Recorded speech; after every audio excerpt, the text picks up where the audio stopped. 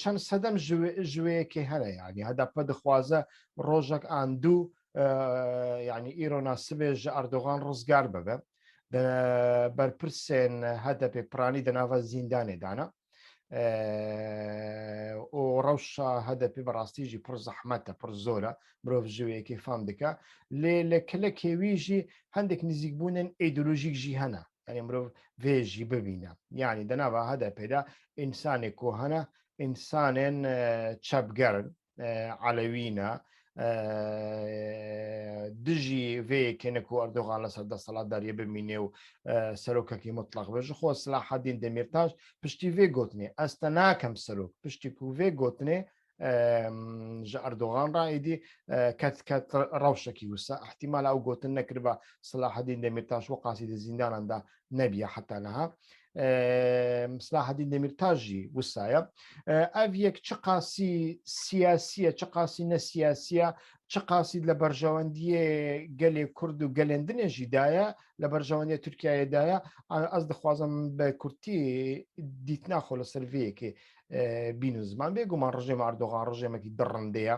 rejêmekî faşîst e û rejêmekî metirsîdar e ji bo ku du îdeolojiyên metirsîdar îdeolojiya faşîzma İslamî û faşîzma Tirkî anîne cemhev sentêza wan çêkiriye ew beriya Erdogan Tansoçîler û Ecewîd û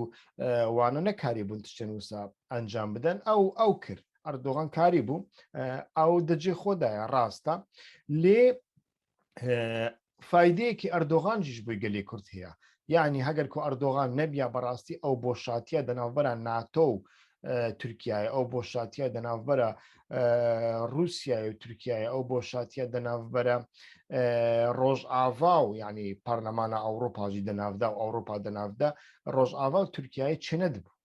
yanî bi sedema hebûna Erdogan bi sedema siyaseta wî ya cîhatçî bi sedema siyaseta wî dijî li Behra Spî û siyaseta wî li Qefqasyayê dijî Ermeniyan bi sedema siyaseta wî bi taybetî jî li Sûriyeyê û li Lîbyayê bi sedema bekarayîna kartê penaberan bi sedema siyaseta wî piştgirîkirina wî hereketê Hemas û Îxwan Muslimîn yanî niha faydeyekî gelek yanî deriyên mezin ji pêşiya gelê Kurd hatine vekirin ew jî ew e Rojava wek berê li me nameyzînî yanî li birçavka bi birçavka NATO li me nameyzîne yanî min gelek carna gotiye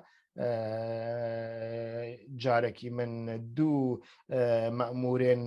NATOyê li Parlemanê Ewropa tesaduf li rêka hevalekê dîtin min pirsiyarek ji wan kir min got hûn derheqî PKK çawa biryar didin yanî PKK kemasiyê wî hene nîne ew tiştekî din heye em jî di nav xwe de nîqaşan dikin em ji rexneyan digirin em jî li hinek tiştan nerazî ne lê hûn çawa biryar didin ez dixwazim vê yekê fam bikim êdî got hewce nake ez bifikirim biryar bidem em li kompûterê sê herfan dinivîsîn PKK dosyayek ji me re dê PKK kiye ji me re dibêje PKK alîgirê Rûsyayê alîgirê Îranê filane bêwan çû